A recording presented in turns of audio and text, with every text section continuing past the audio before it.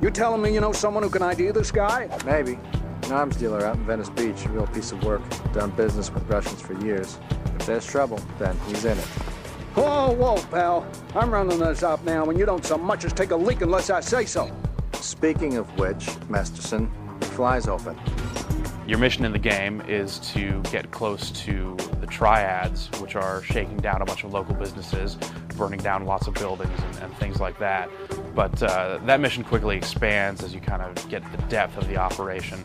You'll encounter money laundering, kind of ex-KGB guys, and lots of different facets as the story just kind of spins out of control to include the FBI, who in classic, kind of action movie cliche fashion, you have this, FBI guy kind of stepping in on your jurisdiction and being kind of a jerk and just saying things like "Kang!" and it's really kind of been done before, and it really feels pretty unoriginal here.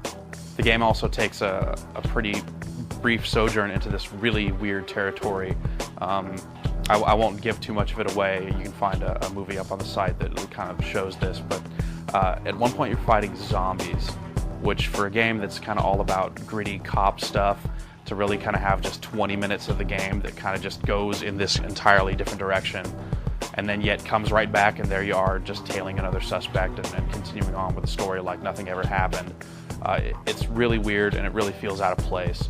Overall, the story just feels really disjointed and kind of hops from place to place with little rhyme or reason. What really does kind of save true crime in a lot of ways is its presentation. Graphically, the game really does look fantastic. It's available for all three platforms, and as you might expect, the Xbox version does look the cleanest, but all three versions of the game really do look great.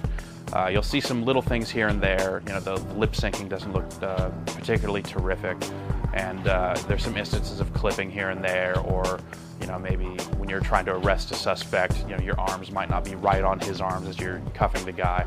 And these little things are definitely noticeable and definitely do take away from the appearance. But by and large, the city just looks fantastic. Everything moves at a pretty smooth frame rate, and kind of the speed keeps up at a nice high speed. You can really just get flying up the streets, and it'll still load in the city as you're going just fine. And the indoor environments break apart really nicely. As you're fighting, you're grappling and throwing people into shelves and up against cars, and you just see stuff kind of just blow up all around you, and that's pretty cool. With the game going for such a cinematic presentation and really kind of playing out its story as if it were a movie, soundtrack really kind of comes into play in a big way in most movies, and true crime really does kind of hit that right on the head. The game contains over 50 tracks. Most of it is rap, West Coast rap specifically. So you have artists like the West Side Connection, the DOC, Snoop Dogg, Lil Eazy-E, which is Eazy-E's son, and a handful of other artists, E40, kind of making up the soundtrack. And it really fits the tempo and the action of the game really well. And if you hate rap music, you're obviously going to not like most of the soundtrack.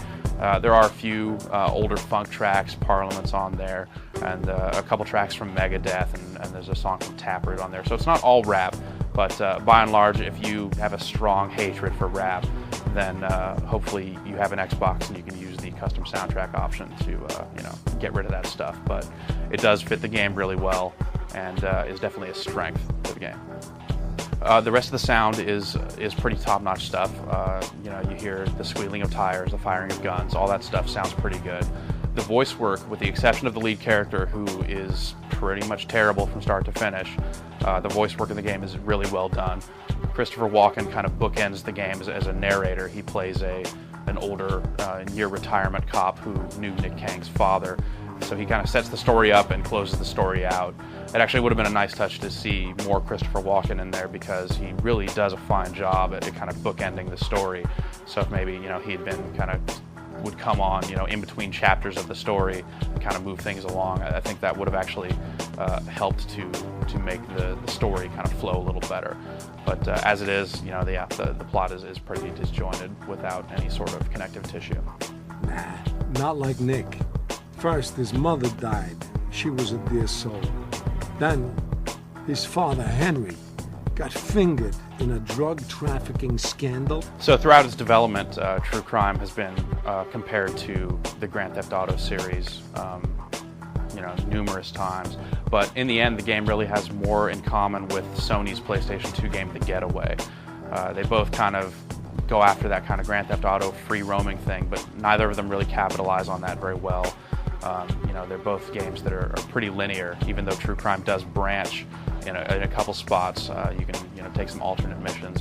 They both, the game pretty much ends up in the same place regardless of that, and that more factors into which ending you'll get. So it's easy to call True Crime a better game than The Getaway, though it does kind of share some of the same problems as that game. And in the end, it's difficult to recommend for more than a rental. It's not a bad game. In fact, it's a good game, but it has too many little problems that really kind of add up over time, and the crazy plot really just kind of gets in the way of the whole thing as well.